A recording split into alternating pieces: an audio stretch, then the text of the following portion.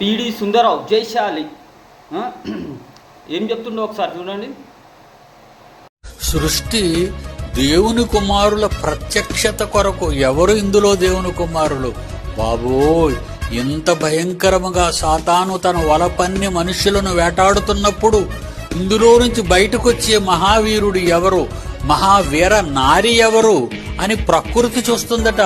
నీ ముందున్న చెట్టు చూస్తుంది, నువ్వున్న బిల్డింగ్ చూస్తుంది, నువ్వెక్కే ఆటో చూస్తుంది, కాకులు చూస్తాయి, పక్షులు చూస్తాయి, గెద్దలు చూస్తాయి, జంతువులు చూస్తాయి. ప్రకృతి తేరి చూచుచూ కనిపెట్టుచున్నది ఎవరు దేవుని కుమారుడు. ఎవరైతే దేవుని కుమారుడుగా నిలబడతాడో భూమి మీద, వాడి మీదకి ఎవరైనా మృంగుతున్నా అని వెతుకుతూ ఈడు తిరుగుతున్నాడు. ఆ ఒక్కడిని కూడా నొక్కేయడానికి.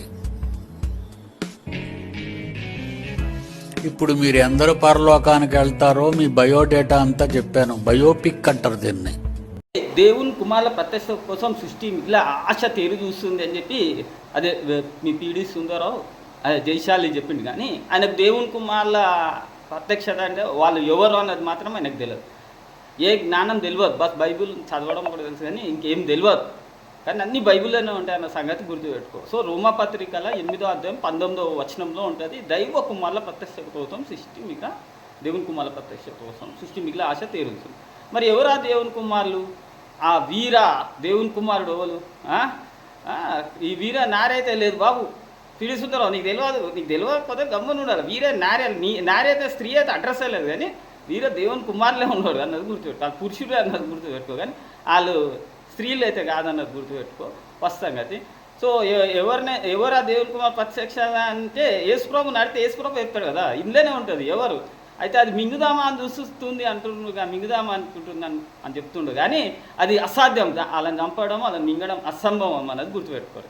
మరి యేసుప్రభువే చెప్తుండు. ఎక్కడ చెప్తుండు? లూకాసు వార్త 20:30-30. ఇప్పుడు పౌలు ఆల్రెడీ దేవుని కుమారుడు కదా, మళ్ళీ దేవుని కుమార ప్రత్యక్షత అంటే ఇంకోళ్ళు వస్తురు కదా. వాళ్ళు ఎవరంటే ఎవరో కాదు, ఎందుకంటే యేసుప్రభు చెప్పిండు కాబట్టి పౌలు చెప్తున్నాడు ఎవరా దేవుని కుమారులు. ఏమి లూకాసు వార్త 20:30-36 వరకు నేనే ఆ దేవుని కుమారుని. యేసుప్రభు నోటితో చెప్తుండు, లోకపు జనులు పెళ్లి చేసుకుంటారు, పెళ్లికి ఇవ్వబడతారు, వారు కాదు. పరమన మృతుల పునరుద్ధానం పొందుట యోగ్యులను ఎంచబడిన వారు, ప్రభు మెచ్చుకున్న యోగ్యుని ఎంచబడిన వారు పెళ్లి చేసుకోరు, పెళ్లికి ఇవ్వబడరు. దేవదూత సమానులు దేవుని కుమారుల ఇందురు కనుక ఇంకా చావా నెరరు, అంటే చనిపోరు.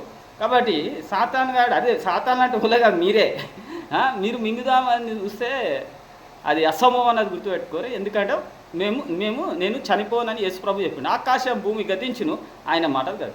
సో మీకు తెలియదు దైవకుమార్ ప్రత్యక్ష అదే చెప్తున్నాం. మీరు పాడుకుర్రు, పాట పాడిరు, వస్తారని చెప్పిండు. తీరా వచ్చినాక వాళ్ళు నమ్ముతలేరు అన్నది గుర్తుపెట్టుకోరు. సరేనా? రైట్ మరి.